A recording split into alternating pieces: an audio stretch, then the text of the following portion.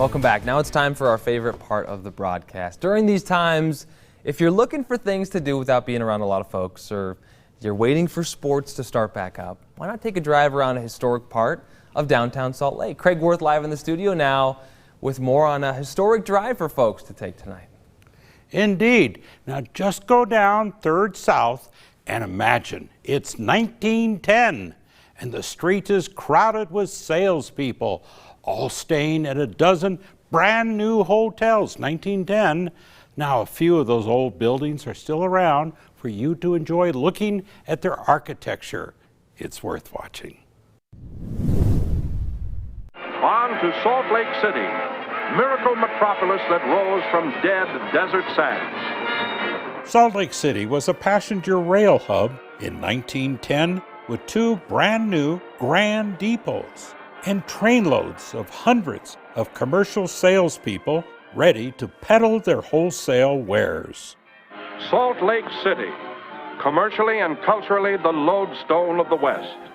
The business people would come through the depots to start a month of sales calls. They would head to block after block of new business hotels that were also built within a year or two of the new depots to primarily serve the commercial travelers.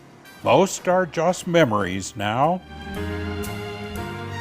The Kenyon, the Wilson, the Windsor, my favorite, the Knutsford, which was actually built a little earlier than 1910, but all long gone.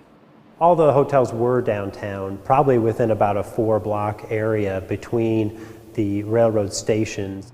Yes, the hotels of 1910, the hotels of the rails. A few survive. The Rio Grande Hotel is no longer a general service hotel, but you can still see what the visitors saw. Many of the rooms were taken by salesmen coming in to set up shop with their samples. The Rio Grande opened up as the Park Hotel with a prime location right next to the Rio Grande Depot. The hotels of the time offered about the same deals. If you pay $1, you probably shouldn't be expecting a lot of amenities. You get a basic room, a shared bathroom, and a place to put your head.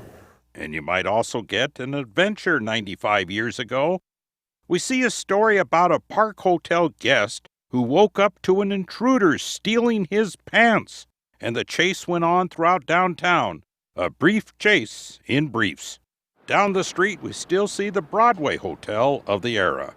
With the Broadway Hotel, you have one of the few porticos over a sidewalk that are left downtown. So while we may miss some of them, you can still see some of their elements today. And in searching for newspaper stories about the Broadway, I found a clothes bandit struck there also, same year. And in the same era, you find the old Garden Hotel, now Squatter's Pub. It was an old hotel saved for a new use. And I didn't find any accounts of people stealing clothes there, but oh my, there was a story from 100 years ago of some guy stealing dishes from the Garden Hotel. The hotels were the center of town, it seemed. The newspapers even listed who was coming and going from those fancy places, each trying to have more guests than the other. There's lots of stories from the newspapers at that time about new hotels opening, and they were trying to one-up each other.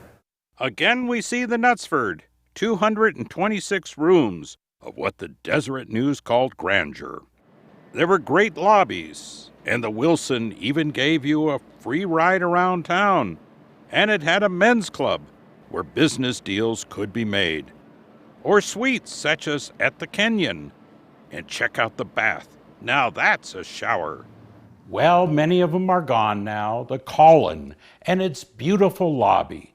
You can't have dinner at the Wilson anymore or check in at the Independence Hotel. Oh, but take a drive down 3rd South, the old commercial hotel row.